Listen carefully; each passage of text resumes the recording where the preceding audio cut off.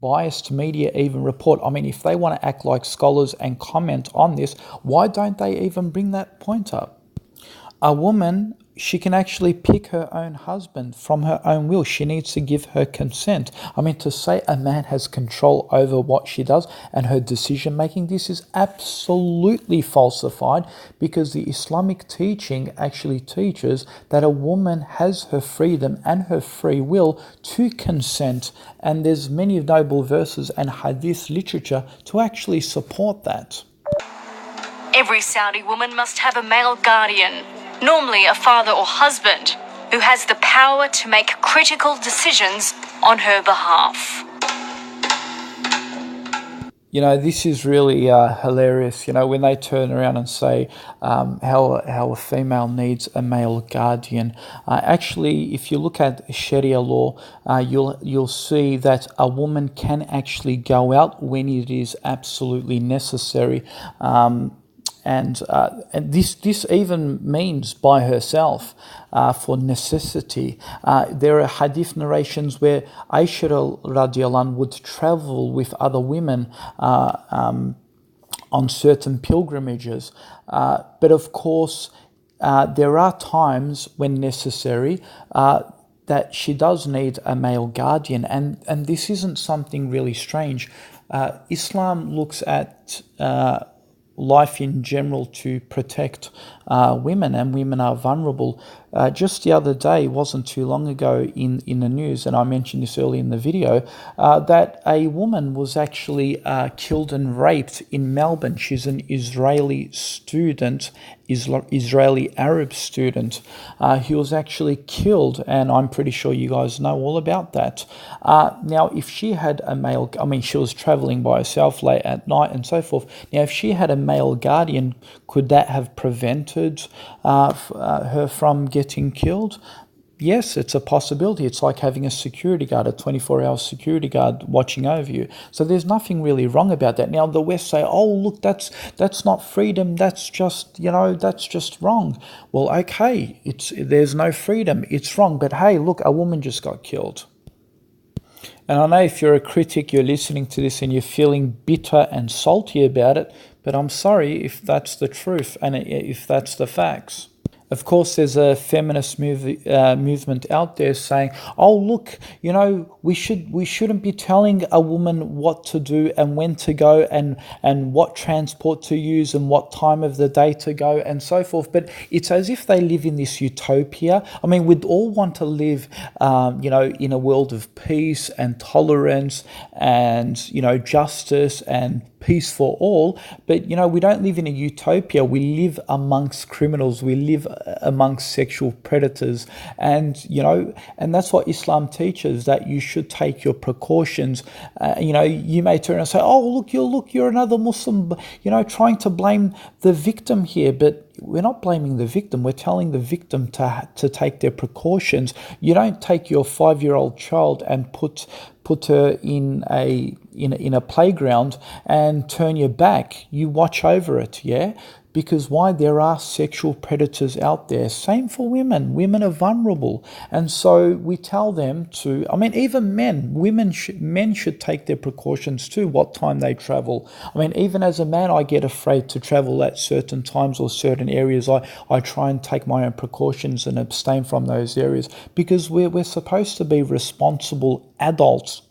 And, if you don't take your precautions, you're being irresponsible. And that's what Islam teaches, that women should have male guardians in order to protect themselves from the evil of society. And, this isn't something weird or, Islam or whatever, because even in the West, there are certain departments that actually practice these types of Sharia law. You're saying Sharia law? Yeah, creeping Sharia law. According to La Trobe University, if a woman is a student and feels unsafe to travel on public transport at night, she can actually contact her Board of Education and request a special guardian to be allocated to her. So although the West disputes Islamic Sharia law and women not being free to be alone, the West actually facilitates options for women to take male guardianship. Oh, the irony! Islamic concept of traveling with mahram and seeking permission from the father or male guardianship isn't to restrict women or enslave them, but to empower her, grant her true freedom and protection against violent, sexist, evil, and vile male chauvinists. Have a look. This is the La Trobe University UniSafe Escort. It's got a system which safely escorts individuals, and I'll put a hyperlink below this video and you can read it for yourself.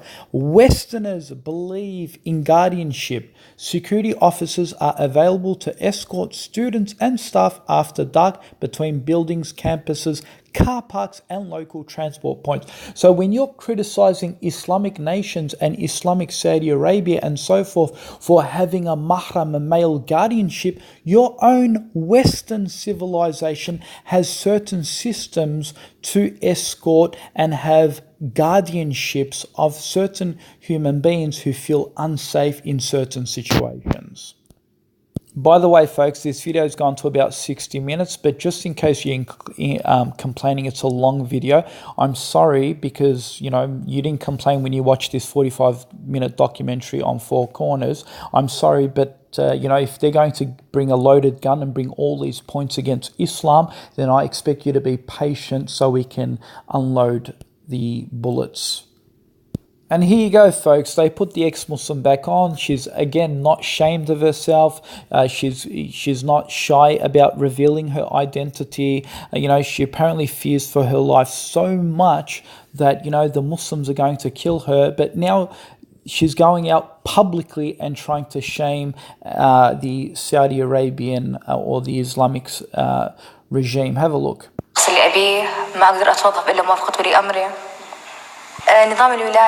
She says, I'm not allowed to get a job without the permission of my male guardian.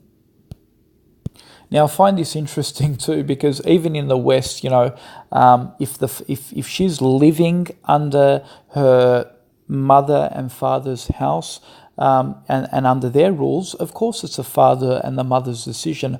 I mean, if they're thinking about the safety of a child, where she works, who she intermingles with and so forth, if that's giving harm and affecting her religion and so forth, of course she's going to need her mother's and father's permission. And we do this all the time, even in the West. I mean, even with our children, if they're 16 or 17, we actually, they take their parents' decisions upon where they should work and what they should do and which school they should go to and which friends they should hang out with and so forth. Of course, their parents interfere into these affairs, and that's how society works. Otherwise, if society didn't work that way, then our children could hang out with any Tom, Dick and Harry and fall into any type of harm.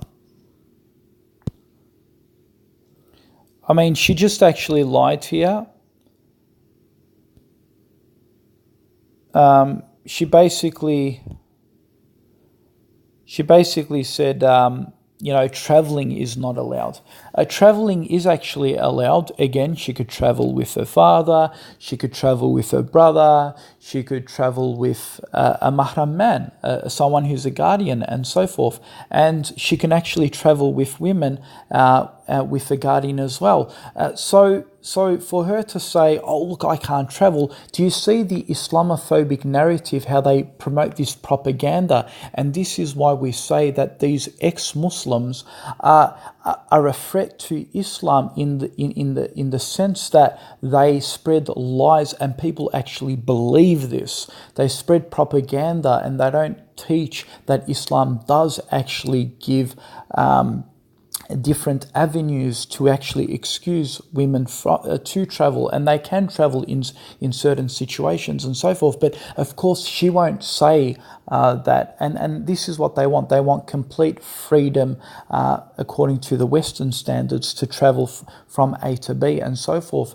But Islam puts certain restrictions to protect women. Of course, the West could never understand that until, of course, something tragic happens where a woman is killed or so forth, and then they turn around and complain and say, "Oh, look, we need to start educating men. We need to start." I mean, you could educate men as much as you want to become peaceful people, but you'll always have people who are psychotic, people who are on drugs, intoxicated, and it's a battle you can't win, and that's why Islam puts certain measures to restrict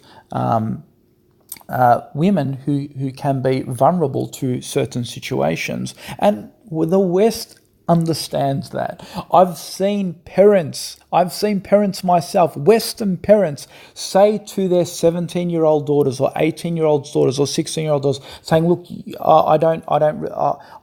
I do not allow you to go to this house party, or you have a curfew. You can't go out after 11 o'clock at night, or you need to be home maximum by 10 o'clock at night." I mean, is that taking the freedom of your teenagers? Is that now oppression towards freedom of rights and human rights? Okay, so now there's a double standards, is there? When Islam puts certain rules and regulations. Now you may say, oh, well, there's a difference between teenagers and adults. Well, hang on. They're both the same. They're human beings. Teenagers and adults. You put curfews on teenagers. Why not put curfews on adults? And you do put curfews on adults too. Let's not be hypocritical about it. There are certain beaches that you can't go and drink alcohol at. You're an adult and you can't even drink at that certain beach. Why? Because people abuse it and commit violence when they get drunk on the beach, on the sand, for example, so they ban it. So just because you're an adult doesn't mean you're simply exempted from responsibility, curfews, rules and regulations.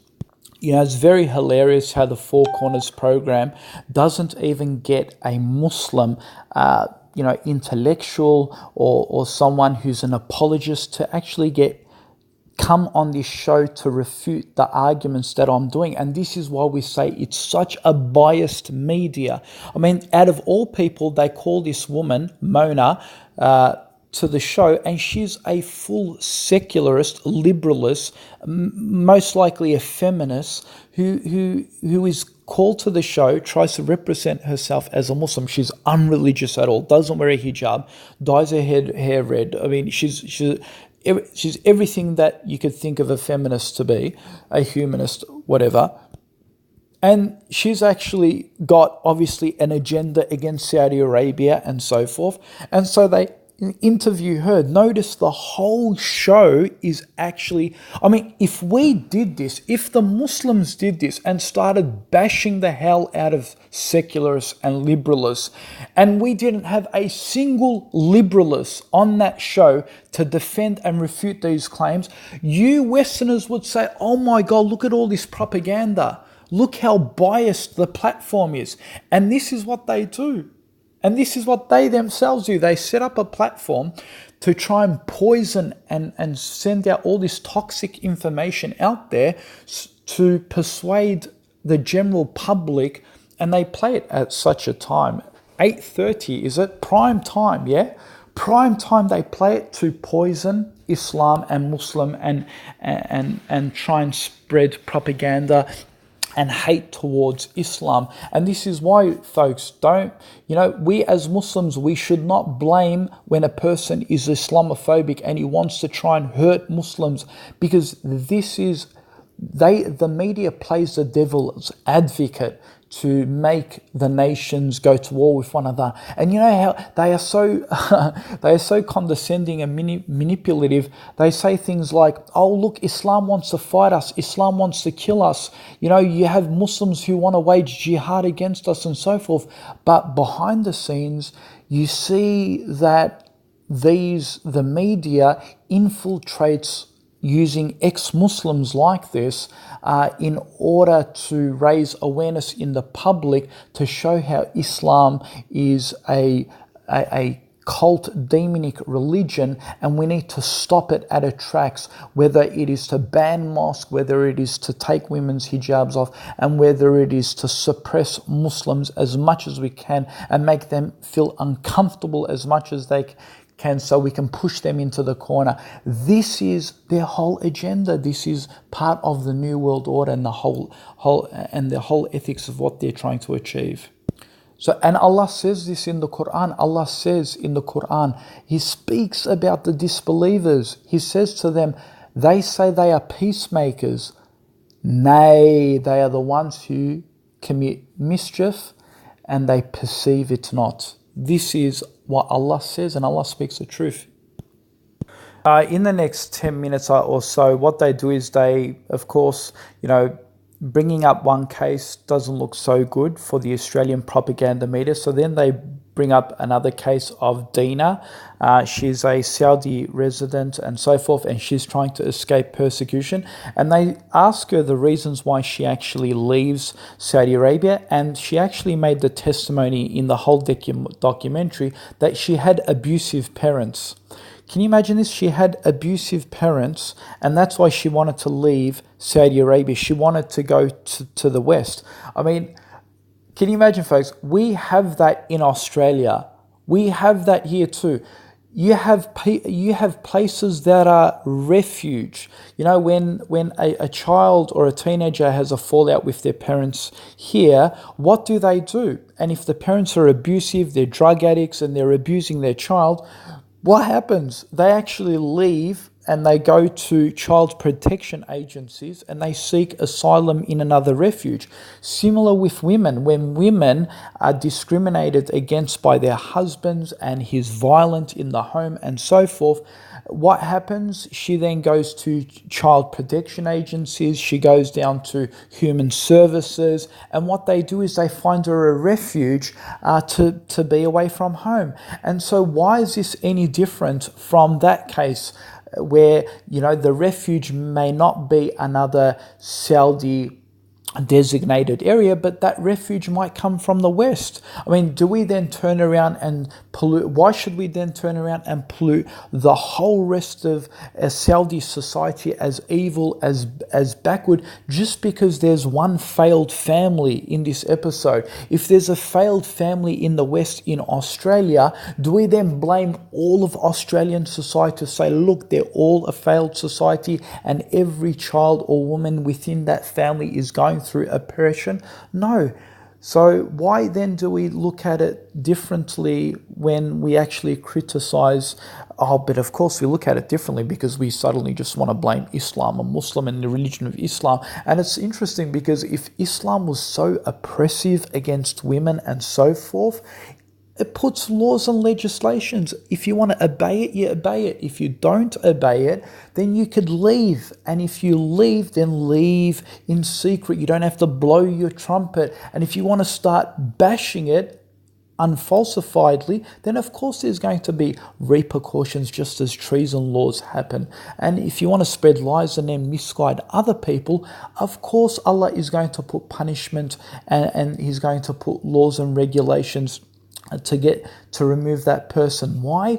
Because Allah cares about hellfire. Allah cares about your heaven and does not want an ex-Muslim to misguide all of these other people, to show the bad soul, like as if, to promote and generalize about the whole of Saudi society to be evil and barbaric and backwards and suppressive and so forth. And if you want to spread all that propaganda and injustice, then of course Islam and Sharia law is going to deal with that individual just as someone is dealt under secular law for committing acts of treason. And for those who say, oh, look, Islam is barbaric for executing an ex-Muslim under Sharia law, well, what about when that ex-Muslim starts to misguide all of these non-Muslims and their abad is hellfire, sending that person, sending all of these non-Muslims to hellfire because the ex-Muslims trying to distance them from Islam, What about that?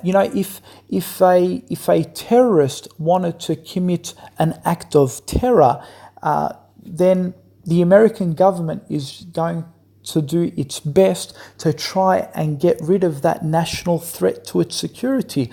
So if that American government is trying to get rid of that national threat to security because it's trying to harm the West, then of course Allah is going to get rid of the national threat which is an ex-Muslim who is trying to propagate against Islam, trying to lead millions and millions of people to hellfire, which is an eternal damnation. So if you want peace and you want to get rid of terrorism, then Allah wants to get rid of ex-Muslims who are terrorists in his sight for sending so many good people to hellfire. By lying about Islam, about its mistreatment of women and being a barbaric system, when it really wants to care and nurture and look after people to protect them against sexual exploitation and these types of freedoms that are allowed in the West, where women could just act vulgar as much as they want, they could dress the way they want and commit prostitution or work in sex bars and endanger their hellfire and so forth. Where, even men, where, men can go out and rebel against God and women can go out and rebel against God. And Allah cares about these individuals and does not want people to be misled by these individuals creating such mischief in the land. For why the rules and regulations, and that's what secular systems do as well. They put certain rules and regulations to protect and safeguard human beings from atrocities. But of course, a non-Muslim will never understand this. But when you look at the statistics of crime, murder, suicide, rape, theft, they criticize Islam and they say, oh, look, Islam is so barbaric, it's so evil, it chops the hand of a thief. Yeah, but you know what it does? It actually puts a message across. It puts a fundamental message across to say, look, this is the repercussion of one who commits theft. And what happens? It puts fear in the hearts in society so people don't do that. But then you have Western laws that are so lenient that you could rob millions and millions and millions of dollars and you could just go to jail for like 2 years or something, 3 years, whatever. And you could possibly just get a slap on the wrist. And this is why they can't even reduce crime in the West. They can't even deal with robberies and murders. And I've seen secularists, I've seen Islamophobes even argue against their own laws, saying we need to toughen up. We have all of these home invasions and so forth. We need to be tougher on crime. But then when Islam comes with a solution, then they say, oh, look, Islam is backward, Islam is this, Islam is that. But then they complain look, about their own system for falling apart and not dealing with crime. It's unbelievable. Ali Lasloom has not been heard of publicly since. Apparently this woman was actually dragged back to Saudi Arabia on a plane. There's actually no video evidence of that. We're only hearing one side of the story, and this is the propaganda. And interestingly, they're blaming the Saudi Arabian government and saying, look, it was the Saudi Arabian government. But then the same interview said it was the parents who tried to take the law into their own hands and tried to harm their own children. So, you see this discrepancy. Of course, Islam does not allow you to harm your children in this violent way. You can't simply take the law into your own hands and start abusing your own children. The prophetic teaching shows and teaches to be kind with your children and so forth. But this is pure propaganda at its best. And notice, for some reason, it's not women who are in hijab, who are practicing, who are devout in their faith, who are leaving Saudi Arabia because they're feeling oppressed. For some reason, it's always the ones that are secular or liberal, where they take off their hijab and they want to go out and profess how they're being oppressed and so forth. But I mean, if the narrative was true, where are all these hijabi women saying, look, we want to practice our religion, we want to be moderate in our faith, we're modernists and so forth, and we just want to practice our own version of Islam? You're not getting those types come out of Saudi. It's more or less the types that they've just got disbelief in them. They want to take off the hijab and they just want to go to the West and live the Western lifestyle. I mean, you have that here even in Australia. I mean, you have kids who are devout Catholics. They dress modestly, and then you have the deviant ones who just want to go out and live like atheists. You have them everywhere, in all cultures, in all ethics. They try and make it sound it's like unique to Islam. They try and make it as if it's some Christian cult. You see some of those Christian cults on TV. Jim Stone. What is it?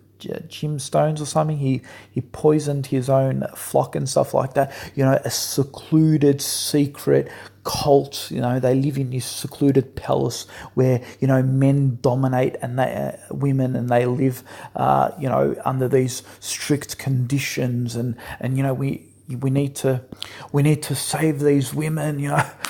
I've seen documentaries, and I'll attach documentaries below this video. You'll see the way Saudi women actually live, niqabis, how they work in finance, they're business women, they've got their own house and the comfort that they live in, and how they're loving life, and they get to travel around Saudi, they go to Dubai, and so there are so many documentaries on YouTube.